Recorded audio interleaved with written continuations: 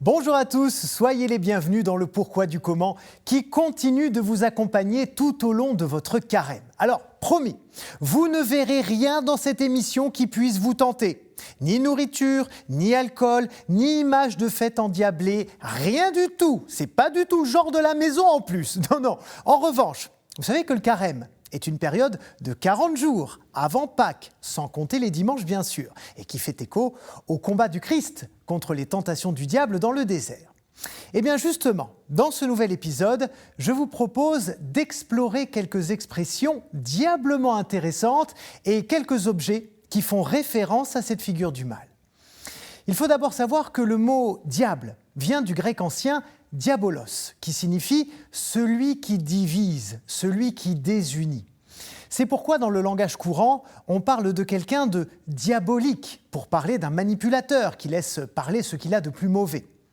Le diable représente aussi évidemment un danger, comme dans l'expression « tenter le diable », qui signifie prendre des risques exagérés.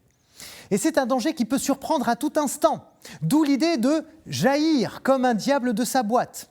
Satan, comme on l'appelle aussi, est jugé puissant et capable de prodiges, d'où les nombreux ponts du diable qui enjambent nos rivières. On les a nommés ainsi en imaginant qu'une puissance surnaturelle avait forcément aidé à les construire par-dessus un flot dangereux.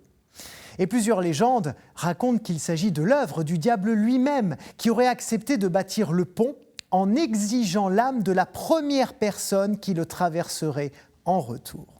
En tout cas, et de façon peu chrétienne, il faut bien le dire, certains n'hésitent pas à envoyer au diable ceux qui les agacent. On les envoie même très loin, au diable Vauvert. Ça, c'est une très vieille expression qui signifie se rendre dans un endroit lointain et difficilement accessible.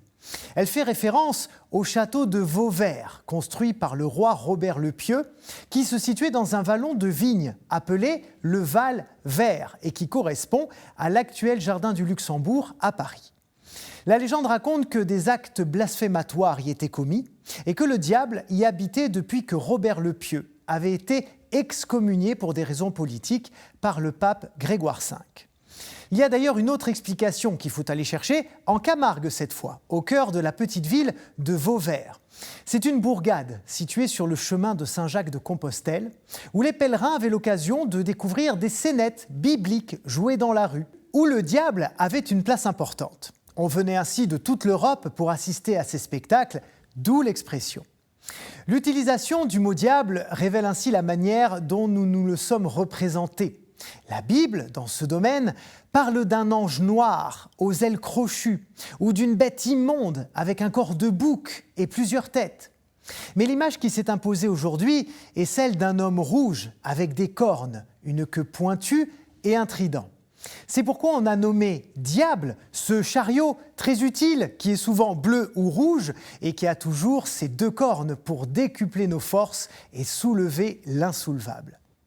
Et si dans l'Antiquité, l'enfer était plutôt imaginé froid et désolé, beaucoup plus tard, on l'a représenté rougi par les flammes. C'est pour cette raison qu'on a nommé diable une sorte de cocotte en argile qui permettait de cuire les aliments à l'étouffer et qui a pris cette dénomination parce qu'on l'a plongé dans les flammes de la cheminée de la maison. Voilà, chers amis, cette fois, je crois qu'on est complet. Merci beaucoup d'avoir suivi cette émission et je vous dis à la semaine prochaine. Ciao.